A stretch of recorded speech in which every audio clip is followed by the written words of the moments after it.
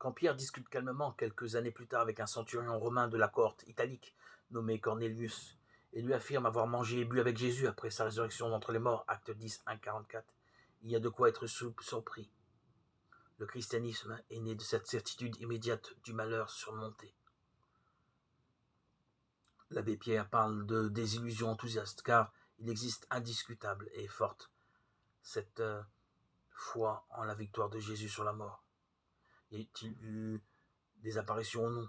Sur quel genre de sensations se fonde la certitude tranquille des apôtres? On songe à la certitude tranquille de Jeanne d'Arc à l'égard de ses voix. Nul ne peut le dire, mais comme l'écrit avec force Hans Kung, s'agissant de la résurrection, il n'est pas vrai que rien ne soit arrivé. L'homme qui devint Dieu, aux éditions Lafon, édité en 1988, livre que je vous invite à lire.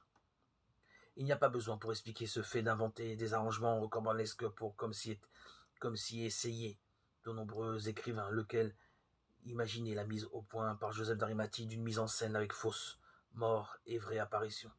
Ces arrangements sont invraisemblables, historiquement invraisemblables, tant ils sont contraires à la vérité psychologique de Jésus décrite par les historiens.